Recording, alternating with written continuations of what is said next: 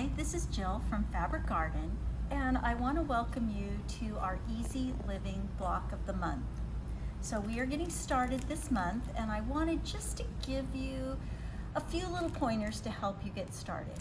So your first kit will be coming out this week, and it will have some toweling for background, and the dark blue fabric in your kit will be for all the binding in your entire quilt, and then you will have the applique fabric for this month.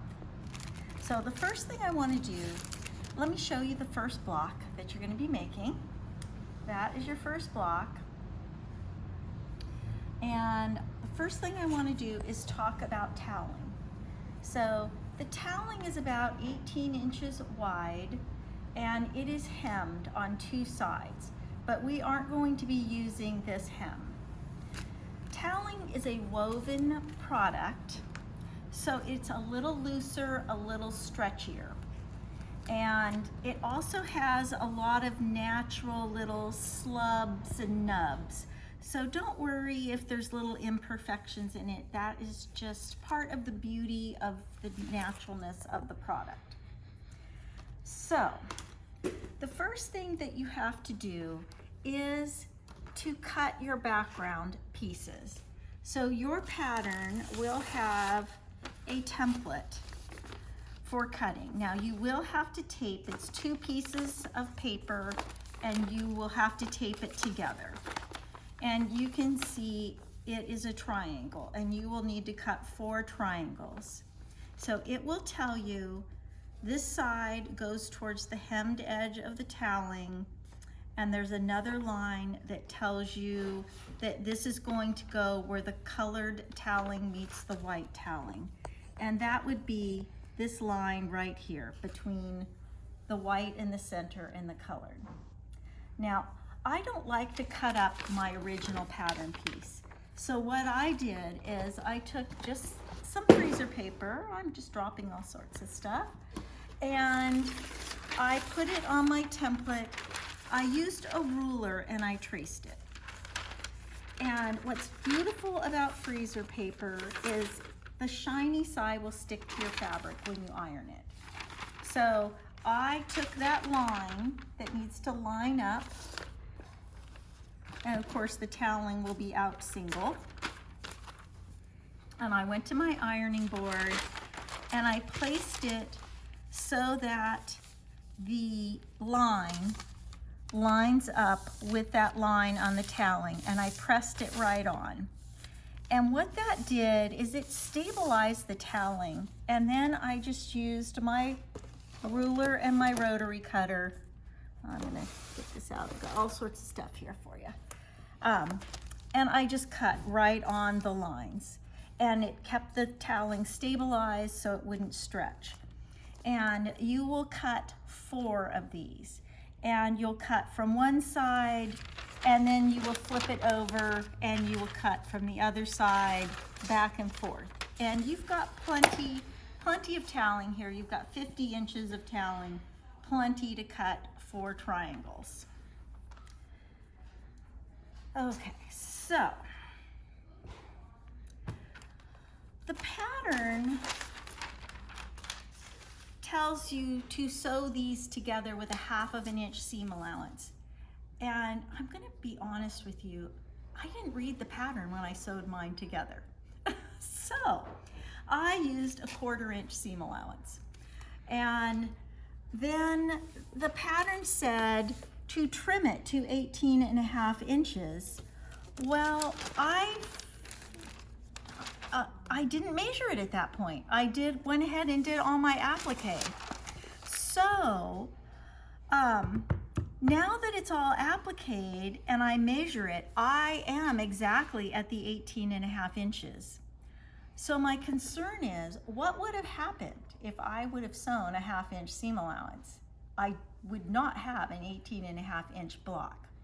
So this is my recommendation, because I don't want you to do all the work of applique and then not have your block be the size it should be. So I'm gonna have Debbie put the camera down here so you can see. The original template goes right to this line right here. You wouldn't want to enlarge either of the other sides of the triangle, but if you give yourself an extra inch below the bottom, and I've kind of colored in that extra inch, so you would just extend the sides out a little bit, and I did this with my ruler, and then you cut, and now you're an inch bigger. Now you're going to have plenty, and you'll see when I lay this on, even when I lay it on, I might not get the full amount, but I would cut as far towards the edge as I could. I would get as much toweling as I can. The other thing is, after you piece those 4 triangles together, it tells you to trim it to 18.5 inches. My recommendation is do not trim this until you have your applique work done. Then you can measure it, trim anything you need to trim.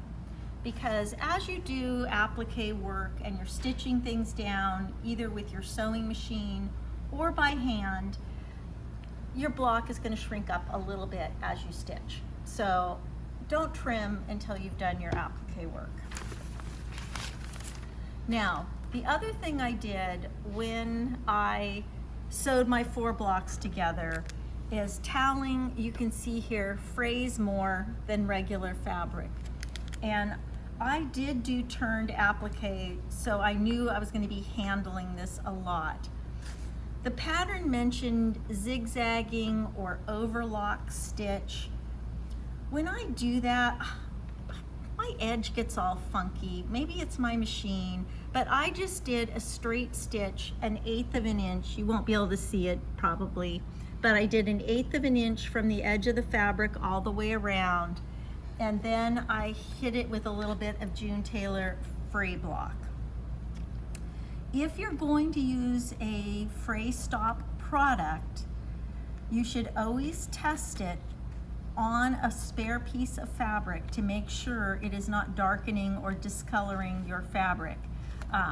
I have found that the June Taylor brand, you can see, does not cause any discoloration of the fabric. Sometimes the one with the little blue cap darkens your fabric, and if you were putting it on and you got a drop in the middle of your block, that would be, you would have a stain on your block before you even got going. So this is my favorite fray block to use. Okay, so first things first, you get your background pieced. Take a moment when you're piecing those triangles together, pin to make sure your lines are going to line up. Maybe even put a walking foot on your machine to make sure that nothing slides or moves around so that you get a nice square. So the next thing is you need to get this bias vine on. Now, I did use a bias tape maker for that, and you're going to need to cut bias. This piece will be for your entire quilt. And the way I cut bias, I could cut this into a square and cut the square from corner to corner, but really I can cut a nice bias without doing any extra cutting. So what I do is I find the 45-degree line on my ruler, and I lay that at the straight bottom edge of the fabric. Now I may need to take a second ruler to extend it out, but this will be a perfect 45-degree bias. I will cut the first one, and I always want to make my bias as long as possible. So once I've cut the first cut, I can then just use my ruler. For the 1/4 inch, I cut 5/8 inch strips to run through there. So I cut my bias, I ran it through my bias tape maker, and then I needed to get it onto my background. and I really wanted my circle to be nice. So you do have a template, excuse me, I dropped my template on the ground. So you do have a template for your blocks. Again, it's something you have to tape together. I put this on a light box. I laid this on top. And since I'm going, and I actually did use a Micron Pigma pen to draw the circle. It's gonna get covered up, and I really wanted to be able to see that. Once I had the circle drawn, then I wanted to lay this on. And there's several ways you can put this on. So first off, your bias is not going to be long enough to go all the way around the circle. So I made sure, as I traced my circle, I made a little mark where it was going to have a berry was going to go on top of the bias. And that was where I had the two bias edges meet. So I think I used 2 pieces of bias to go around the circle, and then some smaller pieces that tuck under. Now you could glue that on with a little bit of applique glue. I think if you pin it, it's going to move around and not stay circular. I did use, oops, I think it's hanging on the notion wall here. There it is. I did use a little bit of fusible web, and this is paper backed, and it's from Clover, and it is designed to be a little smaller than 1/4 of an inch so it won't stick out. And I just ironed that onto my bias, peeled the paper off, and then just gradually fused it down on my circle. So I have a nice, beautiful circle for my wreath. Once I do that, then I am ready to applique. Now, if you're doing fusible, which is what we recommend for this project, the pieces are not reversed, but look at this. These are all symmetrical pieces. So there's no need to reverse because they are symmetrical. So if you're fusing, you'll want to lay your fusible web on here and trace onto your paper. If you're doing turned applique, use freezer paper or whatever your method calls for. So you've got all these colors in your kit. Do not feel that a particular fabric has to be in a particular spot.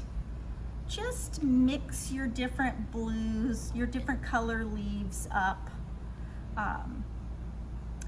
I'll email you guys a picture of my block and you can see where I laid my fabric, but really, the block is going to be beautiful no matter exactly where the different colors are. So don't get too caught up in colors.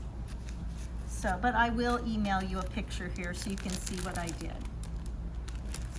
Okay, so if you're fusing, you are going to choose whether you're going to blanket stitch it down, raw edge applique. You could even take one strand of floss and do a hand blanket stitch around your pieces. Lots of choices on fusible applique. If you're not certain what you want to do, give me a call at the shop, 916-483-2955, and I can help you decide how you want to do it.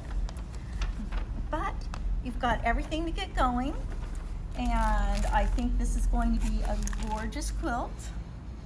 The other things you might find helpful is I did make my circles using the Karen K. Buckley Perfect Circles.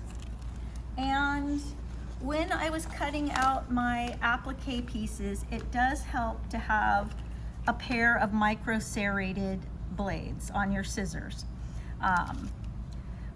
Some people like to use a bigger scissor or a smaller scissor, but both have micro serrated blades. So I think we're ready to get going and get started.